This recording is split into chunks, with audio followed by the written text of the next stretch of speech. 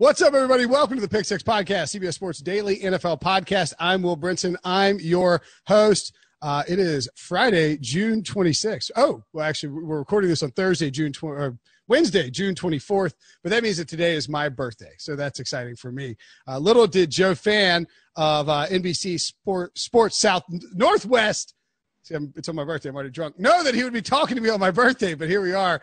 Joe, pleased to have you on. I've podcasted with you in the past. We tried to do something for the show before, and it didn't work out. But now you're here, host of the Talking Seahawks podcast, at Joe_Fann on Twitter, to help us take care of the Seattle portion of our All 32 NFL thing that we're doing, and obviously to awkwardly wish me happy birthday on not my birthday. Yes, dude. Happy birthday. Even though it's not your birthday right this second, it's going to be really soon. And so it's an honor to kind of talk to you on your birthday.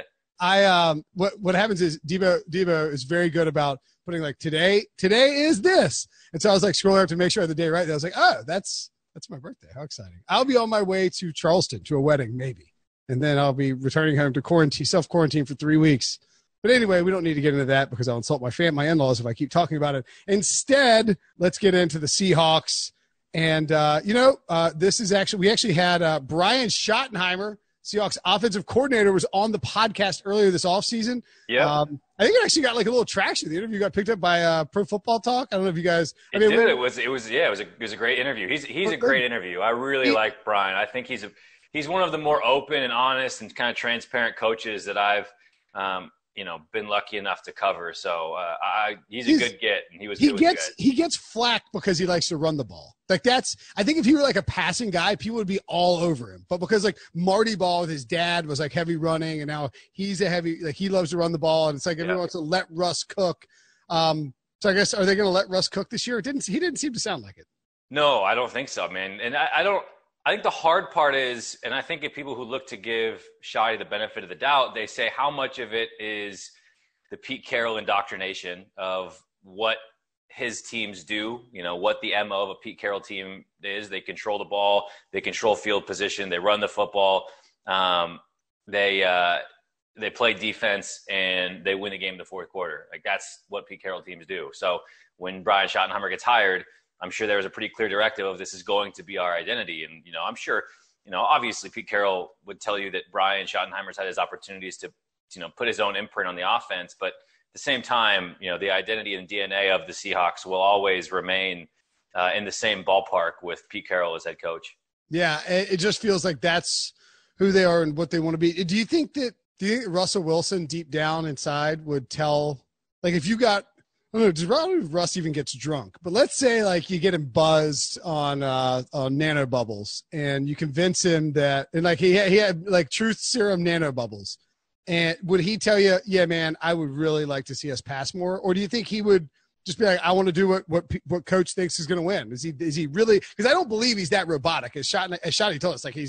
He's very good at crafting a persona publicly, but then there is some stuff under the surface that people don't necessarily understand. Yeah, I mean, he is a hyper competitor, right? Like, he's not, maybe as crazy vocally as like a Michael Jordan or, right, those guys. But like, he is very much the same way. If he remembers all of the slights that happened to him along his way, whether it was his college coach trying to move him to safety at NC State, whether it was what was happening in baseball, with the Rockies trying to convince him to stay a baseball player because he couldn't play football, all these different things, or whether, going into the third round and being passed over by every team twice.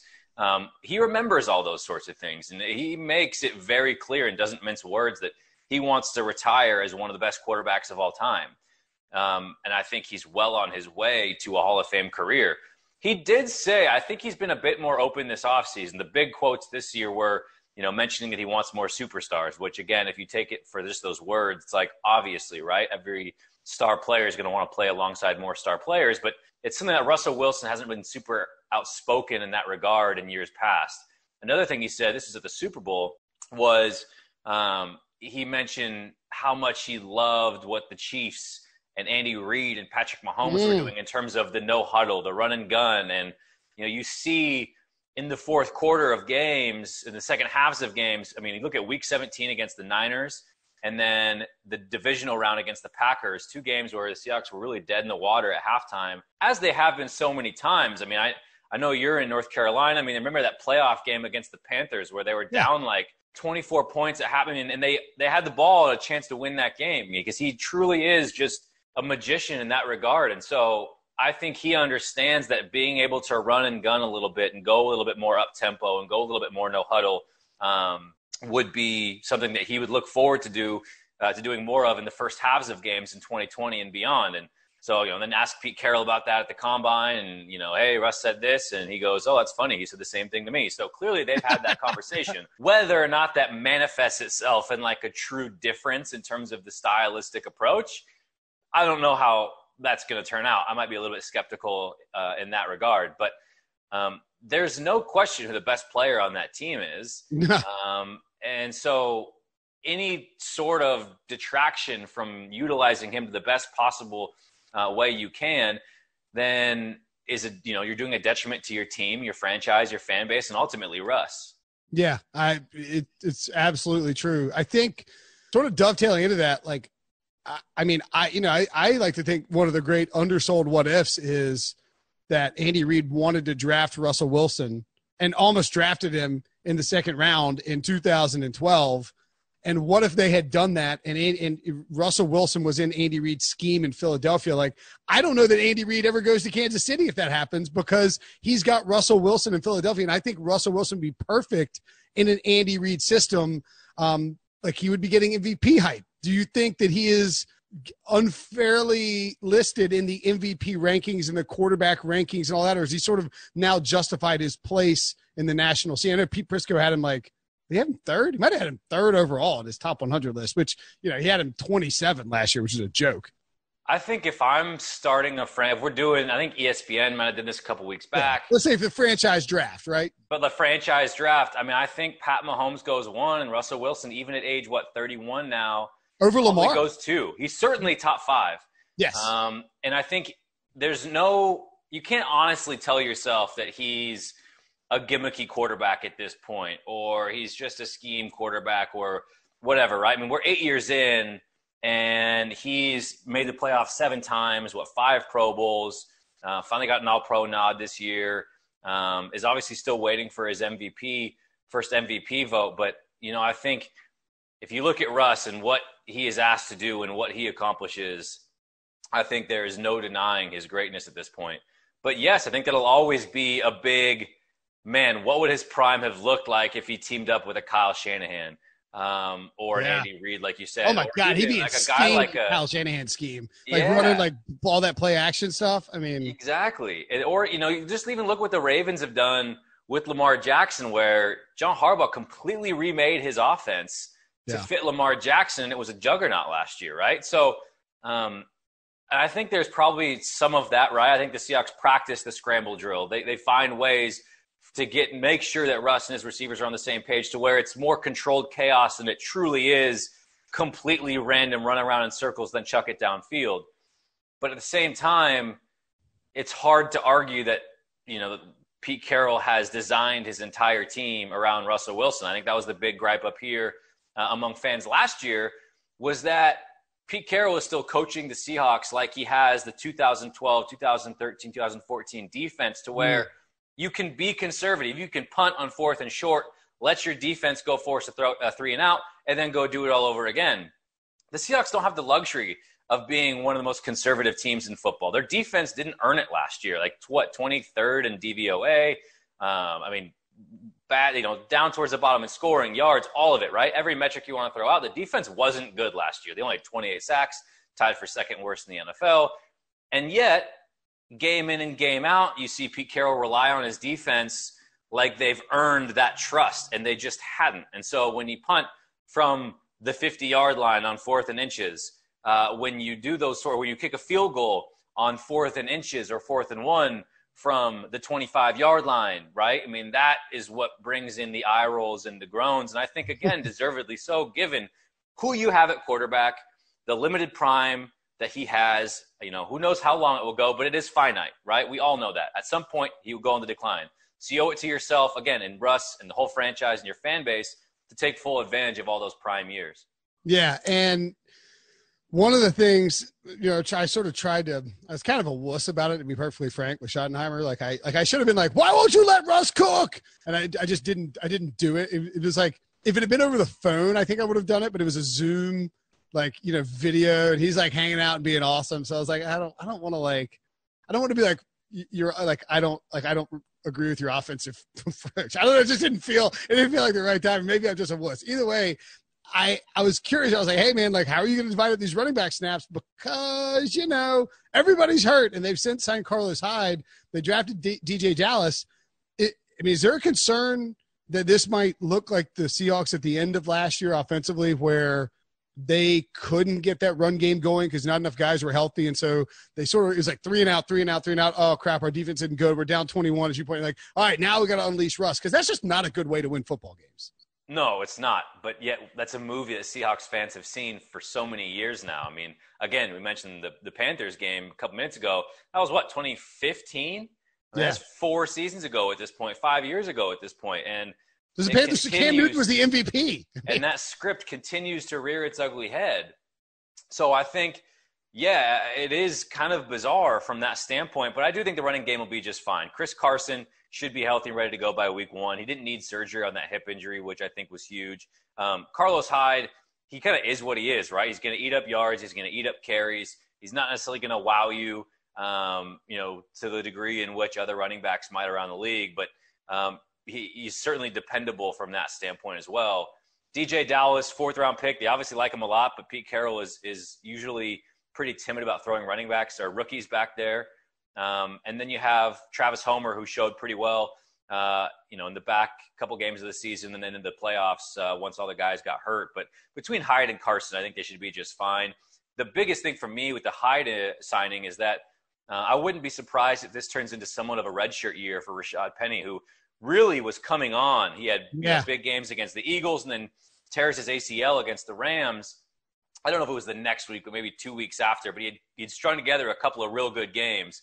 I think it might have been Eagles, Vikings, big games, and then Rams. He got hurt like the first drive of the game. But regardless, whatever the case may be, it felt like he was finally turning the corner and really had clicked for him in terms of how to approach the game, how to get himself right physically, what it takes to be a good running back in the NFL. So it's really a bummer that he goes down, but with more damage done than just the ACL. Carlos Hyde's on a 1-year deal. Chris Carson's in the last year of his deal. I think they're looking at 2021 and saying, hey, this is the year where we tap into that number 1 pick and we expect him to be our guy and our workhorse, to where a setback in 2020 isn't worth risking what we expect out of him in 2021. You've got the depth between Homer and DJ Dallas, then the 2 veterans who can handle the workload. I'm not saying he won't play at all, but I would be shocked if he ever sniffs 10 carries in a game this season, because I just think they're going to be extra cautious with him, and I think they owe it to themselves to be extra cautious with him. So avoid at all costs in fantasy is what you're saying. I would not touch Rashad Penny in fantasy at all. No. Because Schottenheimer said the same thing too. It was and you're right. It was the Philly game and the Minnesota game. 29 carries, 203 yards, 2 touchdowns in that 2-game stretch, and he was just like you started to see the burst and the athleticism. He knew where he was running, where he hadn't. It didn't seem like he knew where he was running early in his career. Well, no, and he admitted after the Eagles game of I ate too much fast food. I didn't take care of my body. I didn't work hard in the off season. I came in way overweight.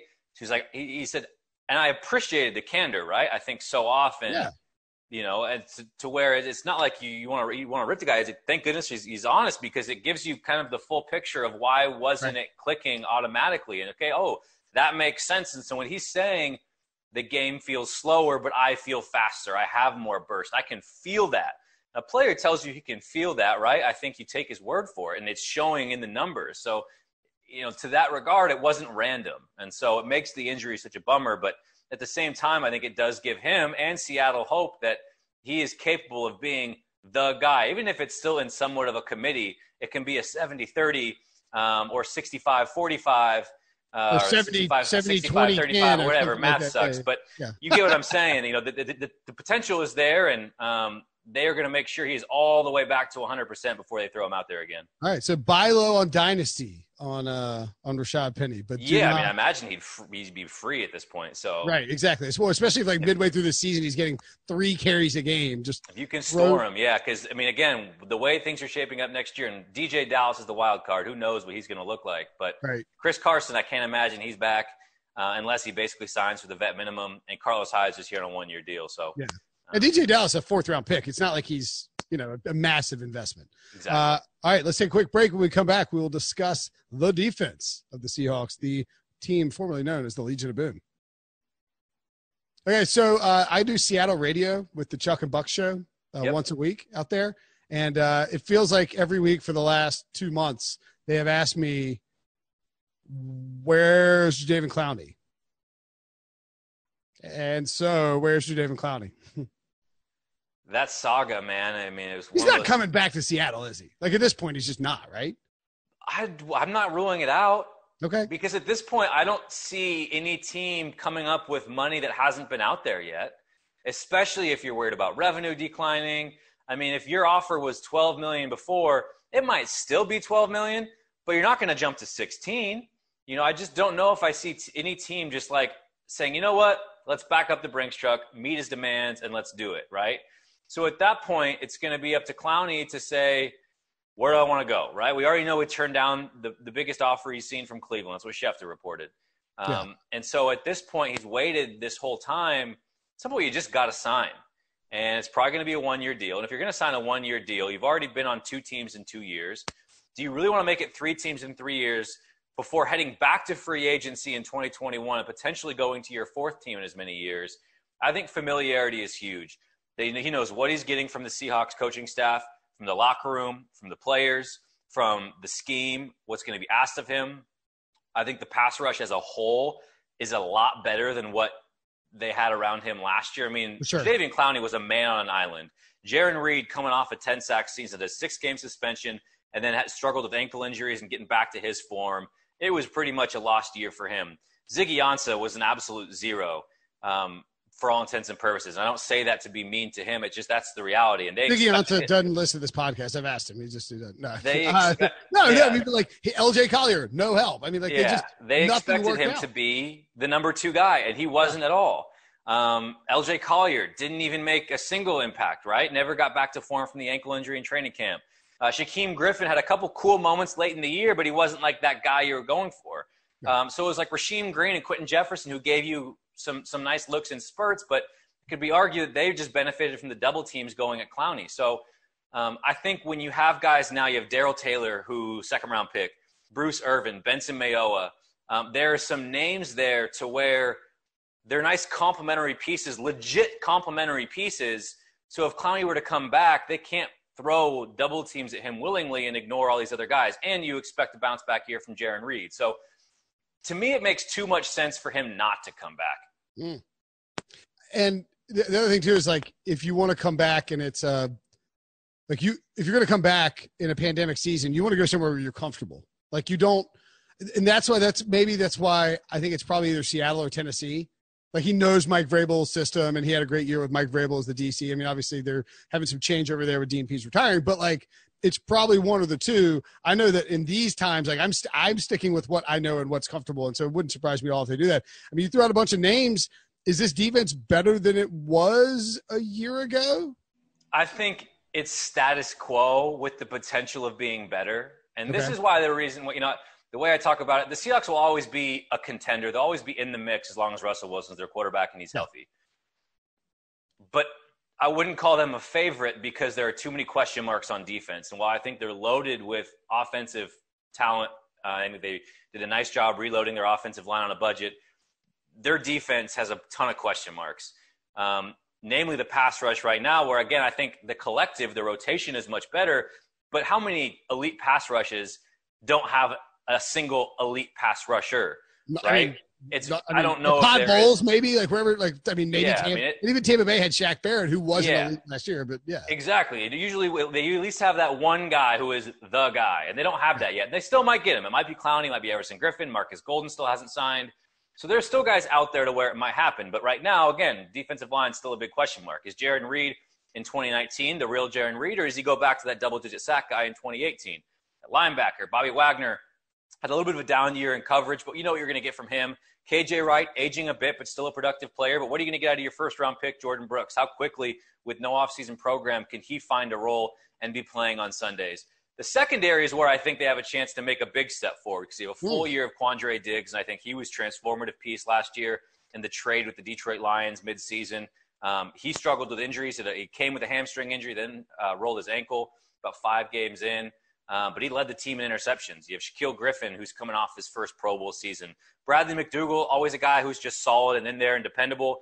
And then the other corner spot, you have Quentin Dunbar, who obviously that's, again, a big wild card because, one, it started with can he stay healthy? And he was a fantastic corner last year before he could stay healthy, and he's still yet to play a full 16-game season.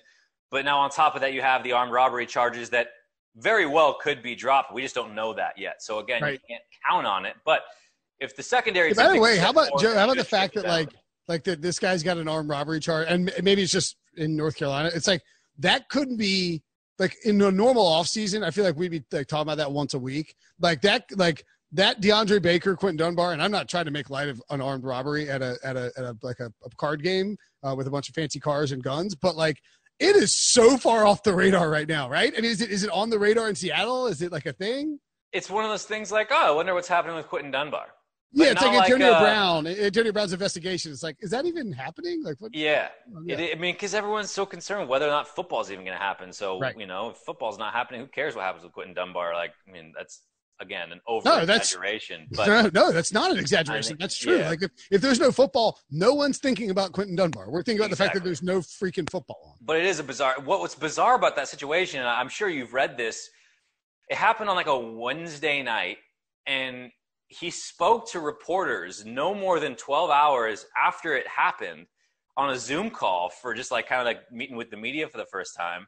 So it's Quentin Dunbar Day in Seahawks media, and we're all writing our stories from the presser and all these things. And then like a couple hours later, this news drops, and you're like, wait a minute, we just talked to that guy. How is that? So that was one of the more bizarre things. Yeah, it's crazy. And so again, the whole layers of it being just bizarre and ridiculous have completely kind of been forgot about given everything else going on in the state of the sports world. Yeah. All right. So this is how we sort of get out of here is like, what is the Seahawks are weird because they were so lucky last year. And yet if there was a team you would believe could continue to be lucky, it would be Seattle because they have the magician and Russell Wilson. Well, I mean, what's the ceiling? What's the floor? What is a successful season for the Seahawks? Well, what's the ceiling? I think they're a contender, and I think that should always be considered the ceiling. I mean, they can win the Super Bowl just because they have Russell Wilson, right? Like I don't know that they're one of my top 4 favorites to win the Super Bowl, but I wouldn't rule them out. Like if they get to the playoffs, he can just go nuclear. You can't rule them out. They were a literal inch away from beating the Niners, sweeping the Niners in 2019 and winning the division. They had the ball down one possession against the Packers, and a Malik Turner drop doomed that comeback.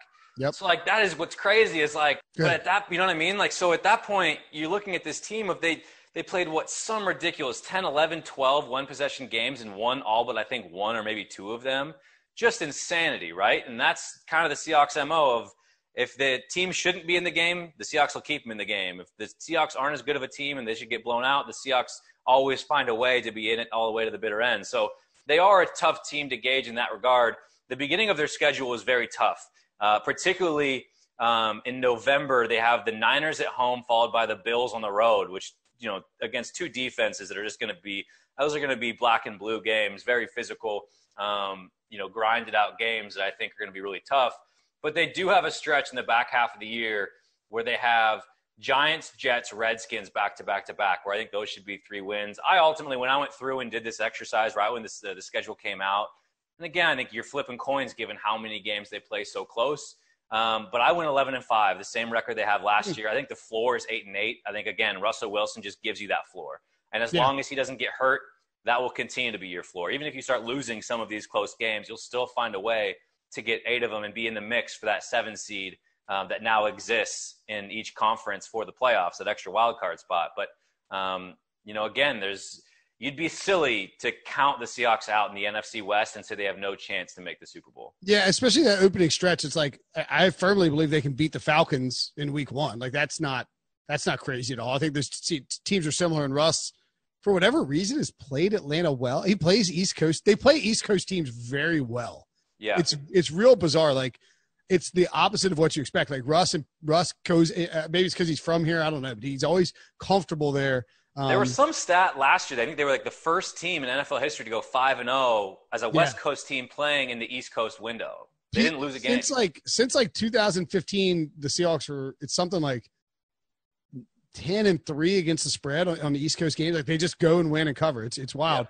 Yeah, I mean, like it's a manageable schedule for sure. Russ is awesome. I mean, how much of your projection factors in the rest of the division? Because it's probably the toughest division of football. I think so, especially with what you look at the Cardinals roster. And the Cardinals embarrassed the Seahawks in Week 16 last year at home. That was one of the Seahawks' worst home losses since Russell Wilson's been in the NFL. Kyler Murray, they couldn't stop him. And Kyler Murray almost beat the Niners twice last year. And now they add DeAndre Hopkins and Isaiah Simmons and all these different pieces to where they look like they could be wild card contenders, if not, potentially flirt with the NFC West.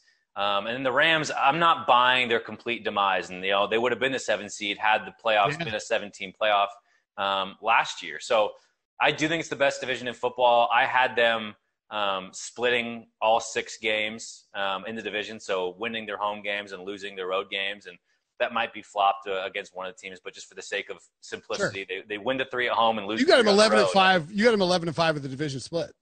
11-5 with the division completely split. Oh, if they split, that's a good season. I mean, and I'm not saying it's not possible. It's just like, that's. I think my 2 losses I had them was the Cowboys at home and the Bills on the road. They're 2 non-conference losses. I looking just very generically at their schedule, I like that. I mean, this is a great schedule down the stretch for them. I mean, as you point out, like it sets up well. I mean, I would probably take the under at 9.5 because, it's like betting on 10 is just kind of silly. It's just tough to do. It's tough in the NFL, but I would agree with you. I think that this is a playoff team, and we'll see if they let Russ cook in the playoffs and can make something happen, but they probably won't. All right, Joe Fann. Watch him, listen to him, read him at NBC Sports Northwest and at Twitter at Joe_Fann. Buddy, always good time to catch up, man. Dude, great chat with you, man. Thanks for the invite. It's a lot of fun.